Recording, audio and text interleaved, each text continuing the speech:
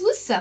Merci d'être présent pour ce webinaire qui va durer à peu près 1 heure, on va dire, où à la fin, il y aura, si vous le souhaitez, un échange de questions-réponses. Et tout au long du webinaire, vous pourrez également poser vos questions dans l'onglet questions-réponses qui se situe en haut de la fenêtre. Donc aujourd'hui, on se voit pour un webinaire sur la gestion des arrivées et des départs avec le module Easy Identité, ainsi que la gestion des tickets avec l'IA et puis l'onboarding intelligent également. C'est Sébastien Deldon du coup qui va présenter ce webinaire. Merci Anne-Sophie. Bonjour à tous. L'objectif aujourd'hui, c'est de vous montrer cette fonctionnalité qu'on a intégrée dans notre outil. Il faut savoir que les logiciels de gestion d'identité, on appelle ça IAM en anglais, sont des logiciels qui permettent de réaliser informatiquement du onboarding et du offboarding. Et nous, ce qu'on a voulu lui rajouter, c'est à la fois lui rajouter des particularités qui peuvent relever du secteur, et puis également de pouvoir faire en sorte que le process soit intégré avec un système de ticketing, mais également un système de documentation pour accueillir les nouveaux. Donc voilà, on va démontrer un petit peu tout ça. Juste auparavant, j'aimerais vous partager une petite présentation pour vous redire qui on est. Voilà, donc Société EasyApp, on a sorti notre première version de l'application en 2020. On fait partie d'un groupe. Il y a également dans le groupe une société de conseil en DSI partagé et AMOA qui utilise au quotidien nos outils et qui nous permettent de les enrichir avec l'ensemble de nos clients également.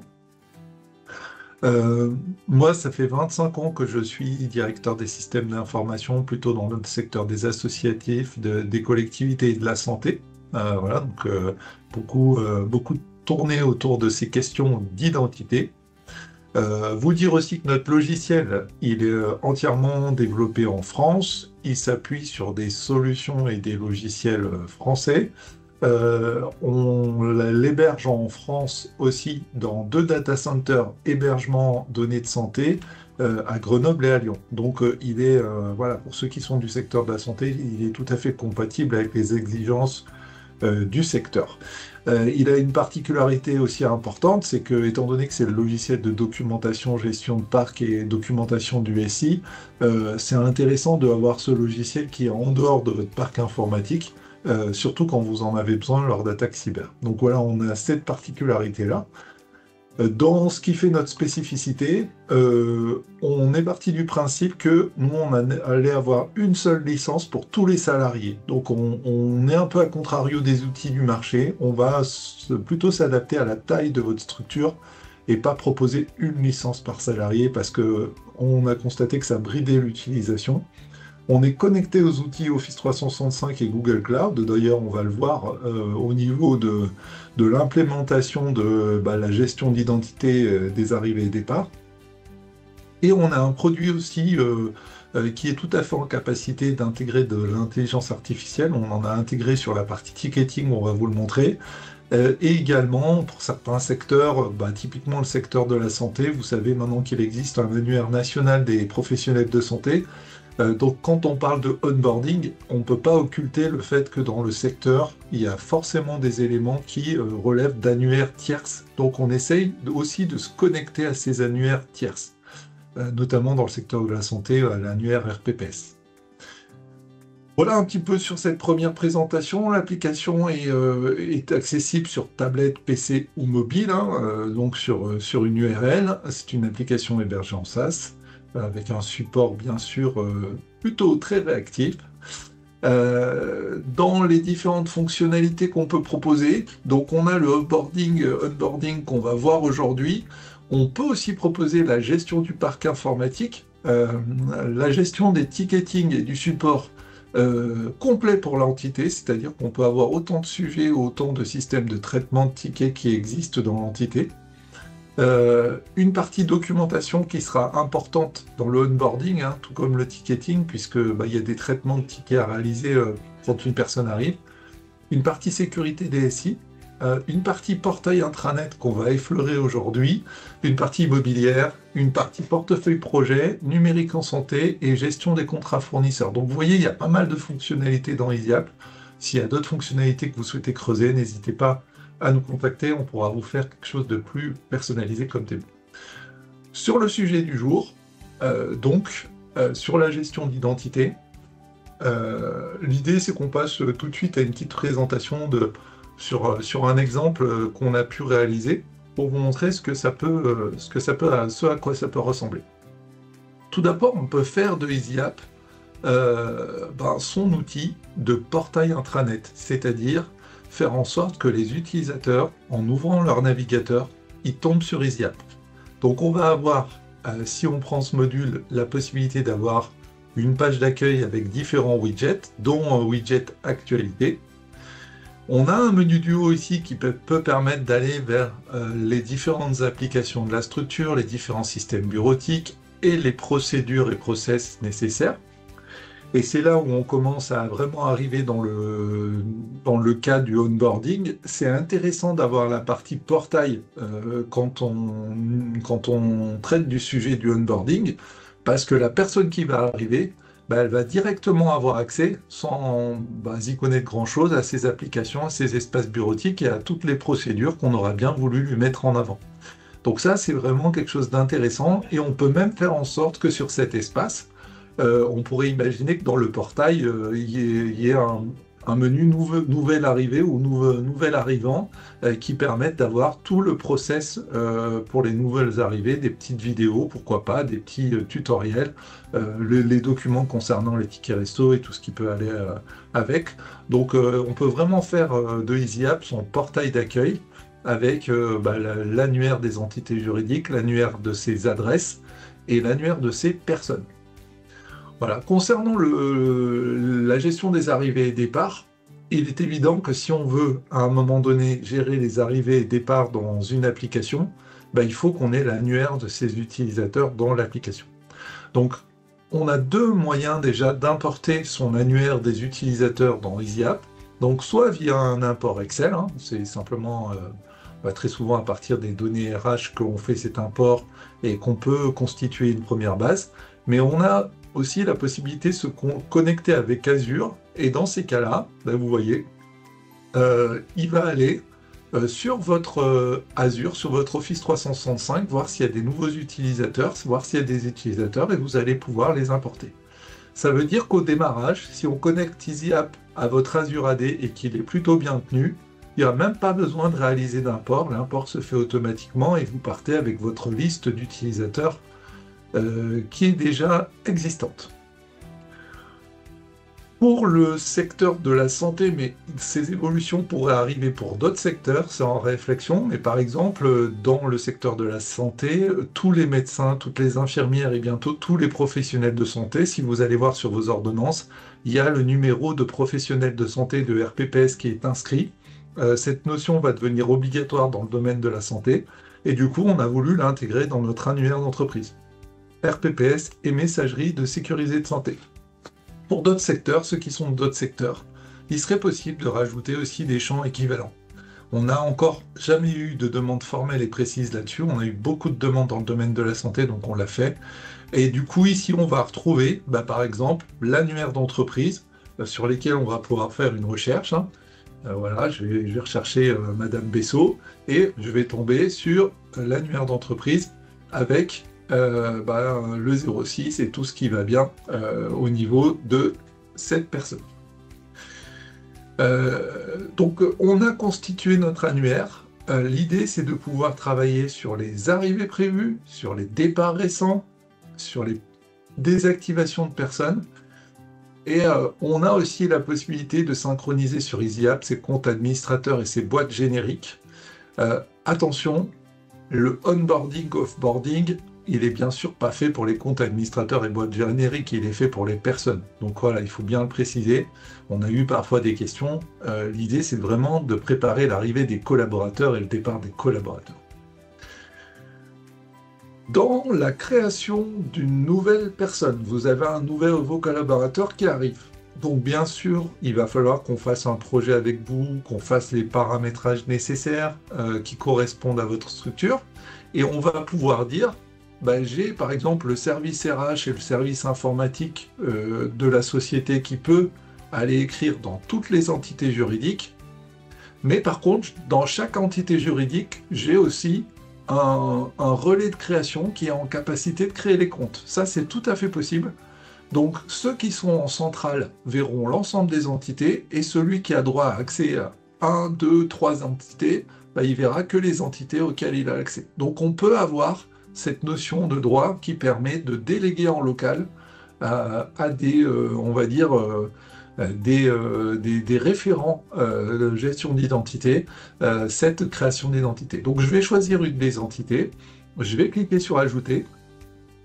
Il va me proposer un formulaire assez simple, hein.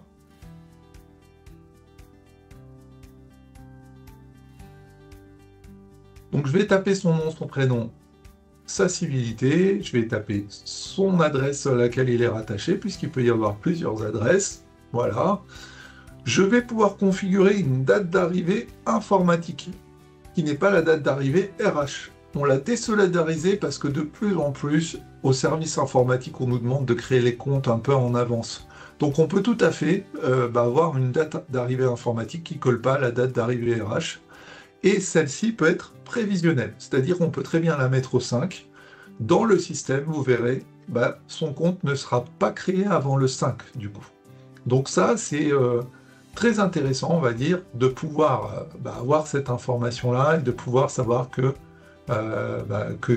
ce compte a été créé, sera créé que le 5. Donc programmer les arrivées, mais aussi programmer les départs. Par exemple, cette personne, c'est un CDD d'un mois, donc je sais que je le prends du 0510 au 0511 2025. Donc le 0510, son compte sera créé, le 0511, il sera soit suspendu, soit supprimé, selon ce que vous aurez décidé. Vous pouvez mettre ici les numéros de fixe, mobile, interne, professionnel de vos salariés. Ceux-là seront diffusés sur l'annuaire. Et vous pouvez aussi renseigner le numéro de mobile personnel qui va principalement servir au MFA. Et cela ne sera accessible qu'aux administrateurs et absolument pas, bien sûr, dans l'annuaire d'entreprise.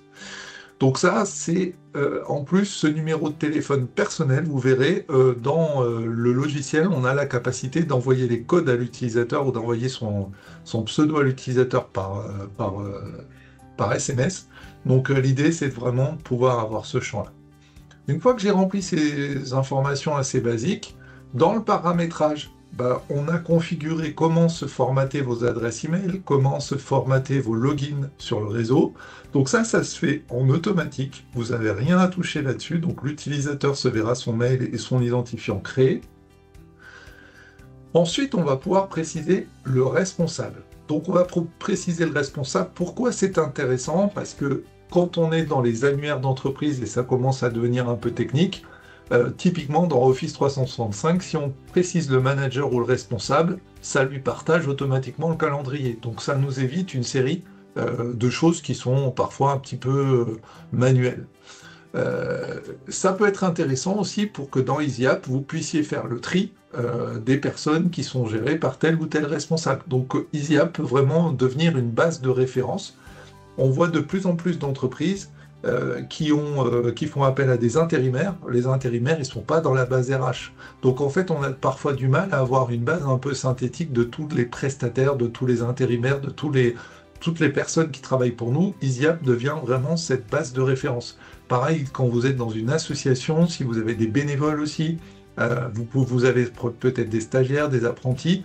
Donc l'idée, c'est qu'on puisse collecter toutes les personnes qui travaillent pour nous et leur mettre un statut. Donc ici, je vais dire qu'il est salarié, mais je pourrais très bien dire stagiaire. Pourquoi? Parce que peut-être qu'un stagiaire de 3e d'une semaine, on va peut-être pas lui créer d'adresse email. Donc moi, typiquement, dans l'association où je suis DSI, pour les stagiaires, je n'automatise pas la création du mail. Par contre, pour les salariés, j'automatise la création du mail.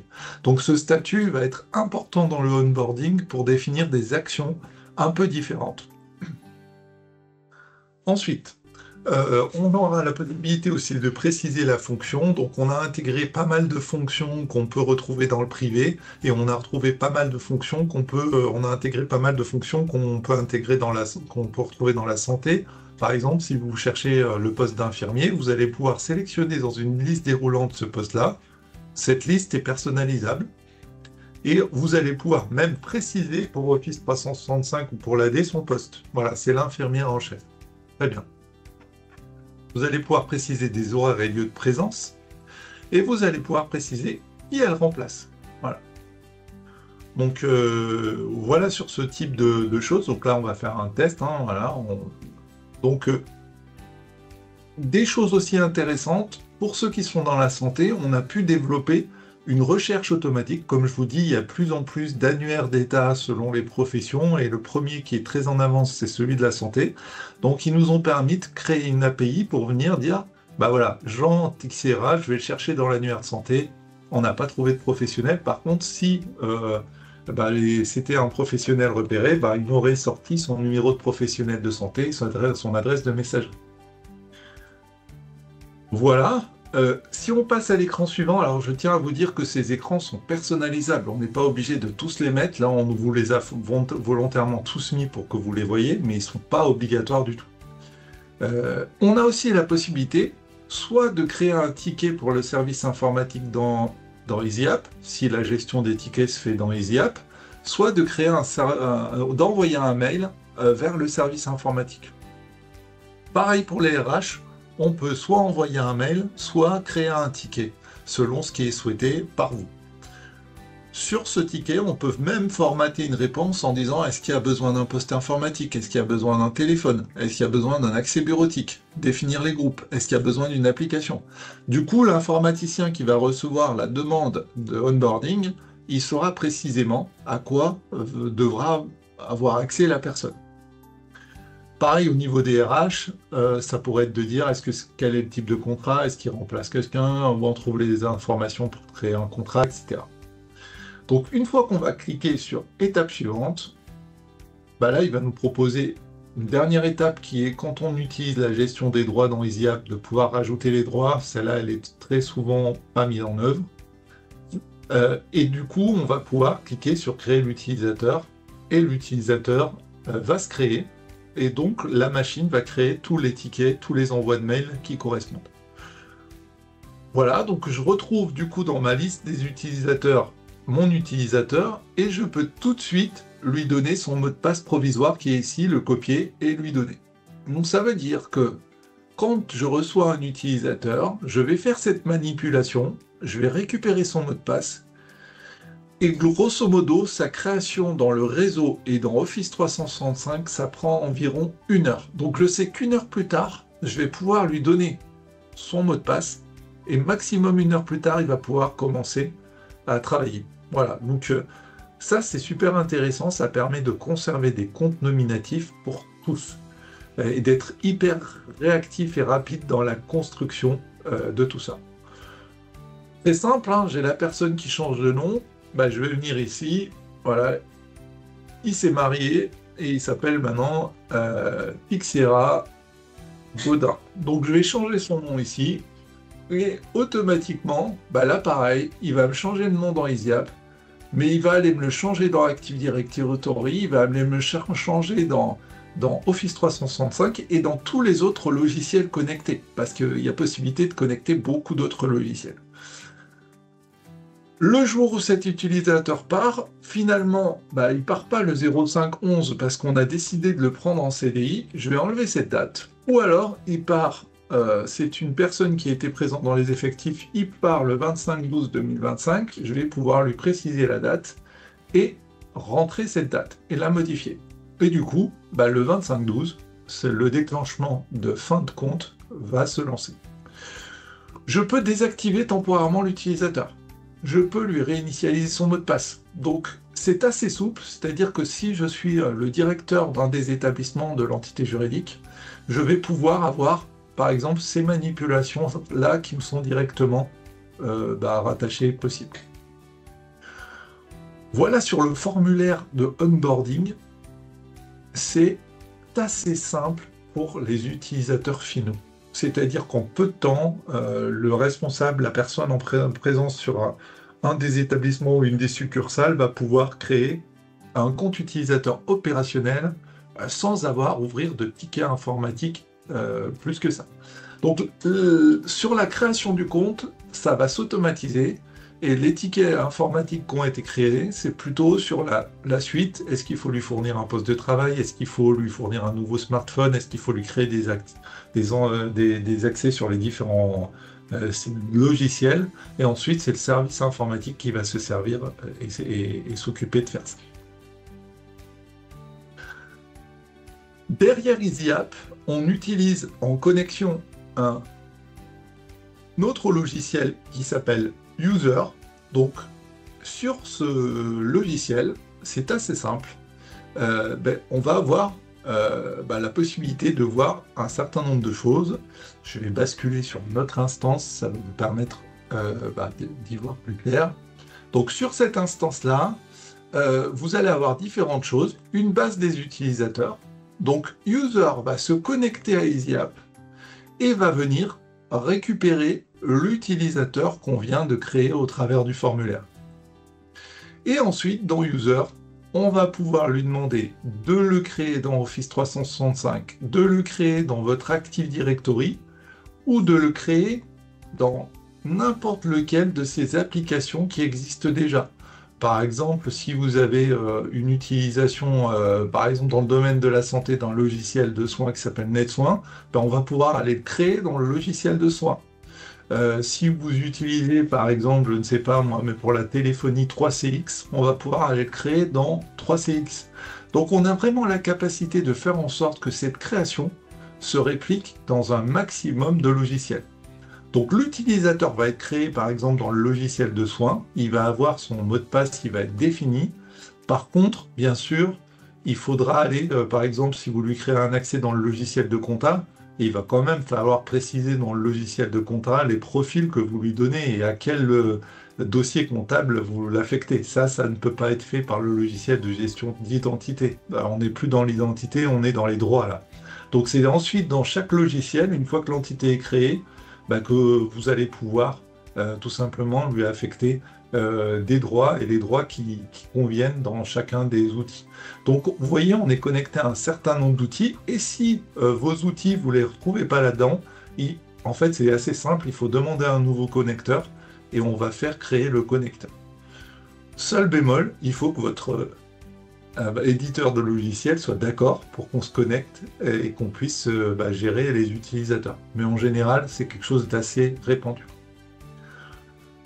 Assez simple, je ne vais pas rentrer dans un détail technique, mais étant donné que je viens créer un utilisateur, j'ai un workflow d'arrivée qui va se lancer. Donc du coup, le workflow, il est défini pour lui créer des packages, par exemple un package Active Directory, un package logiciel de soins, un package compta, lui créer les unités, et ensuite envoyer une notification au service informatique. Mais on a aussi un workflow départ, on a aussi un workflow suspension réactivation, et à chacune de ces étapes, on va vraiment pouvoir définir ce que vous voulez. C'est-à-dire que vous pourriez très bien nous dire, dans le workflow de départ, moi je ne veux pas qu'on détruise ces unités, je veux juste qu'on les suspende, donc on peut faire une suspension, on peut faire une destruction, on choisit vraiment la configuration là derrière. Et vous avez bien compris que pour chacun des éléments, on va pouvoir configurer précisément le champ société qui se trouve dans EasyApp. Voilà, le champ société ici, qui s'appelle association du Vezinois. Je vais le poster dans company name. Et ce qui est super intéressant, c'est que dans Active Directory, par exemple, ou dans Office 365, ça c'est un champ libre. Ça veut dire que quand on va le créer à la main, il y a toutes les chances qu'on mette une fois asso du Vezinois, qu'on fasse une fois une faute de frappe sur la Vezinois. L'avantage de User, c'est que ça va vraiment poster dans ce champ toujours la même chose et qu'on va pouvoir automatiser des groupes sur ce company name. Donc voilà, on peut faire des workflows de création, on peut faire des workflows de suspension, on peut faire des workflows de modification. Et on a aussi une notion super intéressante qui est une notion d'alignement, c'est-à-dire qu'on va pouvoir dire, typiquement, jusqu'à présent, le groupe, c'était EasyDSI, EasyBI, et il nous propose de le mettre dans le groupe Easy Group. Donc ça, c'est possible de le faire en cliquant sur accepter. Donc je vais accepter les différentes modifications d'alignement qu'il me propose. Et ça va me permettre, et ça c'est super important, de faire en sorte que tous mes annuaires aient les mêmes données, même numéro de téléphone, le nom écrit pareil, etc. Enfin, quelque chose qui est fondamental, c'est qu'il va pouvoir nous dire, mais dans Office 365, il y a des utilisateurs qui sont partis et qui ont des licences. Voilà, t.user, il est parti, il a une licence. Donc je vais pouvoir, à partir d'ici, lui désactiver cette licence. Et donc ça me permet d'avoir un suivi de plus près de mes annuaires. Il va également me dire que dans mon annuaire Office 365, j'ai des comptes qui ne se retrouvent pas dans Easy App. Alors là, vous voyez, c'est des comptes administrateurs, c'est des comptes importants. Donc sur ces comptes-là, eh ben, en fait, il va m'afficher la liste et ça va me permettre de faire une vérification annuelle. Donc ce logiciel de gestion d'identité permet vraiment d'avoir une partie formulaire qui est accessible aux utilisateurs finaux et d'avoir une automatisation qui se fait au travers du logiciel user. Voilà. Donc on a vraiment ces deux logiciels qui fonctionnent de concert et qui vont faire en sorte que quand on aura mis une date d'arrivée ou une date de départ, ben, une heure plus tard, on sait que les actions se sont passées dans le système d'information et que si elles ne se passent pas, il y a un historique, il y a un traçage et on peut vraiment les suivre. Pour ceux qui sont dans le domaine de la santé, dans les applications et les connecteurs de type santé qu'on peut retrouver ici, on va avoir la possibilité de poster le numéro RPPS qu'on a récupéré dans l'annuaire. Ça va être très intéressant puisque dans quelques temps, pour se connecter aux applications de santé, on sera obligé de se connecter au travers de ProSanté Connect et du coup, on peut pousser ce numéro de RPPS pour que le logiciel soit compatible ProSanté Connect en automatique. Donc ça, c'est une nouveauté qui date d'il y a quelques jours, mais c'est une nouveauté importante pour ce secteur. Donc très bien, j'ai créé mon utilisateur. Il a accès à une certaine ressource de documentation de bureautique à ces espaces. On va pouvoir, dans User, automatiquement lors de la création dire « Ah ben vu que c'est un stagiaire de tel établissement, ben, je vais automatiquement le mettre dans le groupe de cet établissement et il pourra directement avoir accès aux espaces bureautiques de l'établissement. » Donc il n'y aura pas besoin aussi, si on automatise de cette manière, de le rajouter dans des droits bureautiques. Ça sera fait automatiquement. Et il aura accès, si on lui met un menu ici, nouvel arrivant, ben, il va pouvoir avoir accès à un process nouvel arrivant et à tous les documents qui le concernent. Voilà, donc le couple portail plus gestion d'identité est essentiel pour recevoir de nouveaux utilisateurs. Il y en a un qui est facultatif mais qui est fortement conseillé, c'est quand même le module ticket. Donc sur les ticketing, bah forcément, là je viens de créer une arrivée. Bah moi je suis utilisateur simple qui crée des utilisateurs, je ne vais pas avoir accès aux tickets. Donc là, je vais volontairement me connecter sur une personne qui traite les tickets, voilà, qui s'appelle Zidane. Voilà, on a la copie. Et du coup, sur le logiciel de ticketing, bah, étant donné que Zidane a la possibilité de traiter des tickets, et ben, il va pouvoir avoir accès aux différents tickets qui ont été créés pour lui. Voilà. Donc il va retrouver la liste. Et dans cette liste, vous voyez, il y a un ticket qui a été créé, qui est création du compte de Jean Tixeria, qu'on vient de créer à l'instant. Donc on reçoit bien ici que voilà, le compte a été créé par Sébastien Daldon, le compte a été créé pour remplacer Aria Bessot, ok. J'ai bien le formulaire qui m'a été envoyé avec tout ce que je dois faire. Je vais pouvoir ici commencer à traiter le ticket. Donc je vais pouvoir soit écrire à quelqu'un parce que j'ai besoin de précision sur ces accès applicatifs, je vais pouvoir mettre un commentaire, je vais pouvoir mettre un document, une image. Je vais pouvoir aussi venir ici dire ah bah non, ce sujet m'est pas rattaché si c'est une erreur. Je vais pouvoir rattacher un élément ou une autre personne.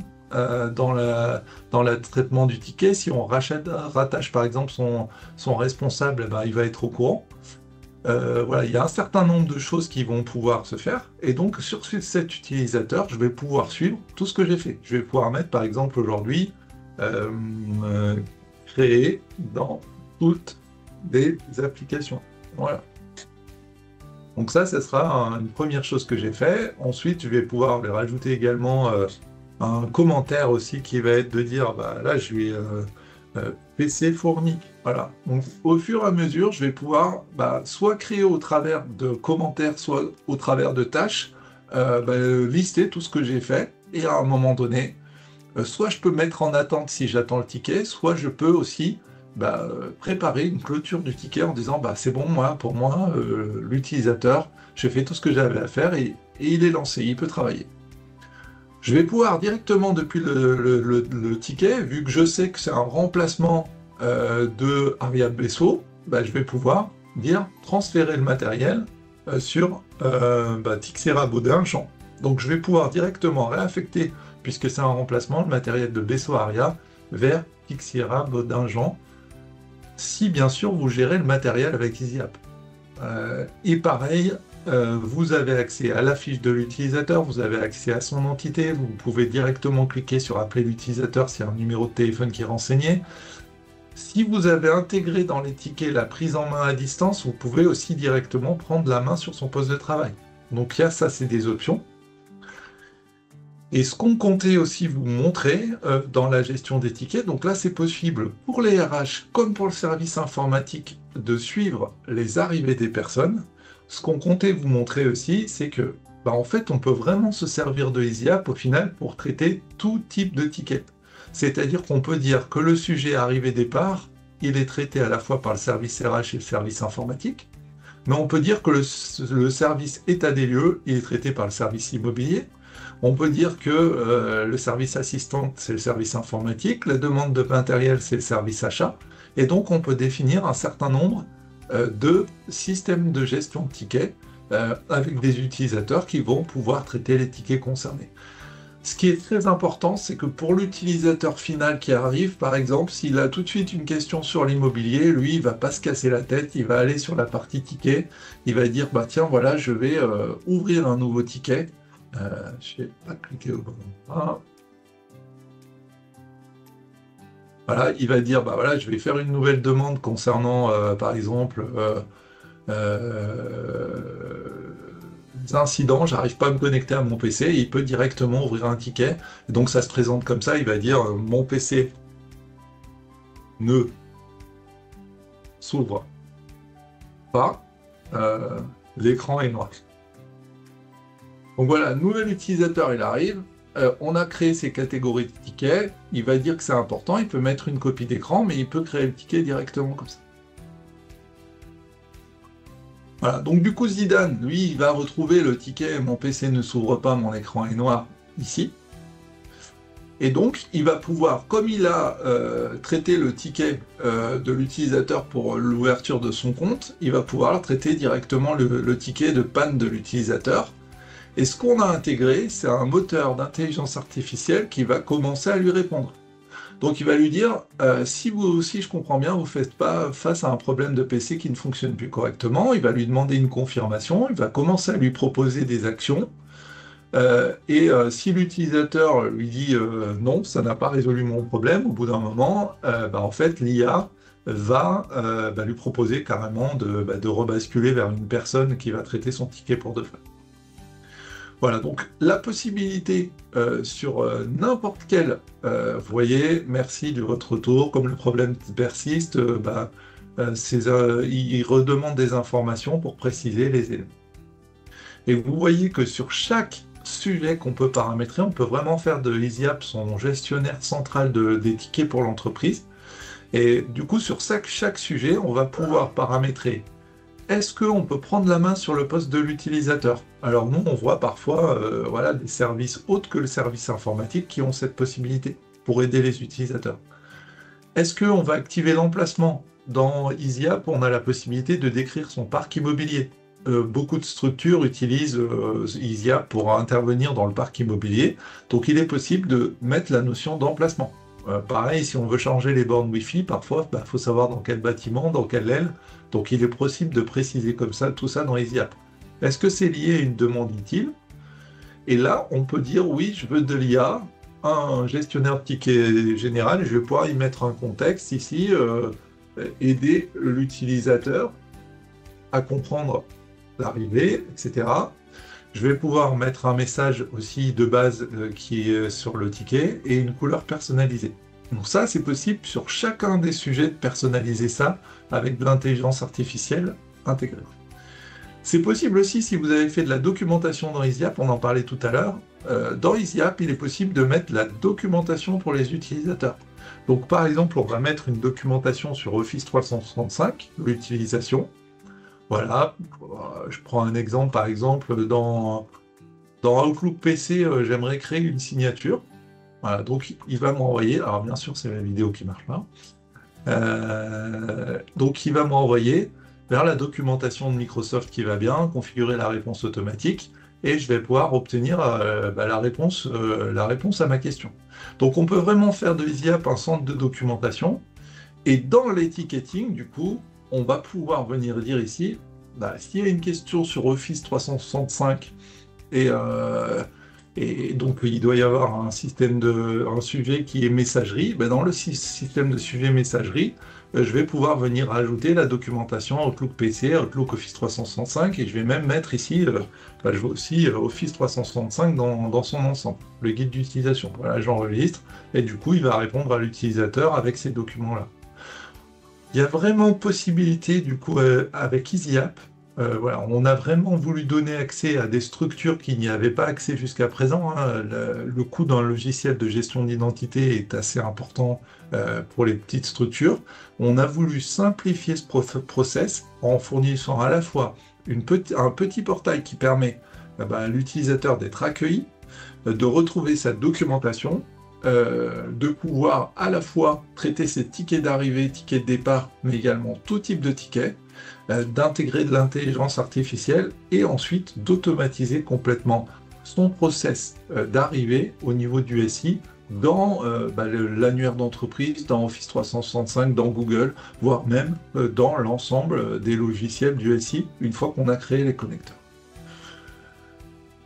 Pour vous donner quelques abacs, cette solution, du coup, en général, elle prend une dizaine de jours à déployer parce qu'il faut bien qu'à un moment donné, on définisse avec vous qui est-ce qui crée les utilisateurs, leur donner les droits, définir les connecteurs, travailler, mais c'est pas plus d'une dizaine de jours. Voilà. Donc, on a vraiment simplifié au maximum pour qu'on rentre dans ce timing-là. Et l'idée, c'est de vraiment vous proposer une solution adaptée avec un coût de déploiement et un temps de déploiement qui est assez facile. Voilà, donc voilà sur cette solution. Je ne sais pas si vous avez des questions, si Sophie a eu des questions de poser. Non, pas pour l'instant. Donc on est preneur de vos remarques. Voilà, est-ce que vous vous attendiez à ce contenu? Est-ce que ça vous a paru clair? Et puis, est-ce que vous avez des questions spécifiques? N'hésitez pas, c'est toujours dur de poser la première question, mais on est là pour y répondre. Il y a Madame Dasnias qui demande est-ce que EasyApp peut remplacer GLPI? Alors c'est vrai que pour vous répondre au départ, nous on l'a vraiment conçu pour remplacer GLPI parce que c'est un logiciel qu'on utilisait auparavant sur la gestion de parc et de tickets et qu'on a trouvé assez lourd à maintenir dans le temps. Donc oui, il est vraiment conçu pour ça et vous verrez que sur beaucoup de points, on va beaucoup plus loin que ce que peut proposer GLPI à l'heure actuelle. Donc oui, absolument, il peut complètement remplacer, et vous avez vu la simplicité pour créer un nouveau sujet, pour créer un nouveau système de tickets, ça c'est quand même pas aussi simple dans GLPI, donc je peux vous dire oui qu'en effet il peut remplacer. Et ce que je peux vous dire aussi qui est intéressant pour ceux qui ont GLPI en interne, c'est que vu qu'on est une application en SaaS, Si vous avez un prestataire, vous voulez lui donner temporairement ou parce qu'il gère vos données du parc, accès pour qu'il les gère pour vous, c'est tout à fait possible de partager comme ça. Autre chose qui est par exemple est possible de faire par rapport à un GLPI, c'est que si vous avez 5 établissements avec des PC dans chaque établissement, vous allez pouvoir donner à chaque directeur d'établissement un compte d'accès pour accéder à son propre parc sans qu'il voit le reste du parc. Donc on l'a vraiment conçu pour que ça aille beaucoup plus loin dans le fonctionnement. Et si on compare honnêtement les coûts avec GLPI, parce que GLPI, il faut quand même le mettre à jour, hein. Si on ne le met pas à jour, c'est une faille de sécu. Il faut l'héberger, faut le sauvegarder, et du coup, au final, on est dans des coûts qui se valent. Voilà. Donc, en effet, on a un vrai concurrent sur cette partie-là. Monsieur Neveu demande, est-ce qu'il y a des interfaces avec des outils de ticketing des prestataires? Et il précise, les prestataires ont souvent déjà leurs outils de suivi. Alors, c'est une bonne remarque, parce qu'en fait, on entre dans un basculement, c'est-à-dire qu'avant, les outils de traitement de tickets étaient destinés principalement aux équipes informatiques, mais comme vous l'avez vu maintenant que les RH, la compta, l'accueil, l'immobilier, le logement commencent à l'utiliser, c'est un peu embêtant de se dire, les seuls qui ne l'utilisent pas dans notre outil comme EasyApp, c'est les prestataires de services. Donc il est bien sûr possible pour nous de créer ces connecteurs, encore faut-il que les prestataires le veuillent. Voilà, nous vraiment le hic sur lequel on s'est connecté jusqu'à présent, c'est qu'il n'y avait pas de volonté de la part des prestataires de créer une API, mais une API ça peut toujours se faire. Voilà, ce que je n'ai pas dit, mais c'est que l'ensemble des données de EasyApp sont accessibles via des API, donc vous pouvez créer vos tableaux de bord avec, voilà, si vous avez besoin d'un tableau de bord qui intègre les personnes, les entités juridiques. Nous, on est plutôt ouvert à ce système d'API, et d'ailleurs, sur 2026, on va créer un store pour pouvoir se connecter à plus en plus de systèmes de tickets. Ce qui se passe actuellement, c'est les prestataires qui ne veulent pas qu'on se connecte. On a la possibilité sur EasyApp, dans le système de tickets, ici de dire que les demandes, tout en haut, on va mettre un petit message en disant les demandes de traitement de bugs, de panne se situent sur ce système avec un bouton, on va renvoyer sur le système du prestataire et tout le reste, ça sera de l'interne. Mais il n'est plus possible pour moi dans une entité de ne pas avoir son propre système de tickets connecté. Et je comprends les prestataires, hein. Ils ont leurs automatismes sur leur système, mais il faut qu'ils soient ouverts aux API, ou alors vous en avez un sur la téléphonie, vous en avez un sur tous les logiciels, donc c'est assez classique d'en avoir plusieurs. Monsieur Leroux nous écrit « Je reprends en main le service informatique de l'association Espoir 73. Nous sommes déjà clients EasyApp. Est-ce que cette gestion d'arrivée, départ et de tickets est intégrée à notre solution ?» Alors c'est une bonne question. Je vous avoue que j'ai pas tous les abonnements en tête. Je pense que Anne-Sophie, moi ce que je vous propose, c'est qu'Anne-Sophie prenne rendez-vous avec vous pour vous préciser ce qui est inclus, pas inclus. Ce que je suis sûr, c'est que le système d'arrivée des gestions de départ n'est pas inclus parce que ça, c'est quelque chose qu'on a déployé pour l'instant 3 fois, hein. C'est quelque chose qu'on a sorti en juin. Donc voilà, c'est déjà plutôt bien pour nous de l'avoir déployé 3 fois. Et on a déjà 2 autres ou 3 déploiements qui sont prévus. Donc c'est en tout cas quelque chose qui plaît beaucoup, qui est plutôt nouveau. Donc non, c'est sûr que c'était pas inclus dans votre solution. Et je pense qu'en effet, dans votre cadre, de ce que je me rappelle, vous avez le portail, vous avez quand même des éléments, des briques, et ça serait intéressant de le compléter en effet. Mais il faut savoir qu'en effet, c'est quand même une mise en place qui nécessite pour vous donner un ordre d'idée, on met en place tous les modules d'EasyApp en 5 à 10 jours maximum, mais il faut quand même, quand on prend le module identité, un minimum de 10 jours spécifiques, voilà, sur ce sujet, parce que c'est un logiciel bien à part. Il a des implications sur votre Active Directory, sur Office 365, donc le nombre de tests à effectuer ne sont pas les mêmes. Voilà. Je ne sais pas si vous avez d'autres questions. En tout cas, ce qui est important pour nous, parce que ce logiciel, il doit s'adapter à chaque situation. Si vous avez envie de creuser un petit peu plus, on est à votre disposition. Anne-Sophie peut prendre un rendez-vous avec vous pour faire une démonstration un peu plus personnalisée sur les modules que vous souhaiteriez voir. Il n'y a aucun souci là-dessus. Et puis voilà, je ne sais pas s'il y a quand même des dernières questions qui arrivent. qui vous sont venus? Non, pour l'instant, c'est tout bon. Eh bien, écoutez, je vous remercie d'avoir participé à ce webinaire. Anne-Sophie vous recontactera pour savoir justement si vous voulez qu'on approfondisse un petit peu. Merci de votre temps sur le temps de midi, hein. Je sais que c'est jamais facile et de prendre ce temps-là, mais je sais aussi que c'est peut-être le moment où on a le plus de disponibilité. Merci, Madame Dania. On vous recontacte. Voilà. Et puis, à très bientôt pour un nouveau webinaire. Bonne journée à vous. Merci à vous, à bientôt.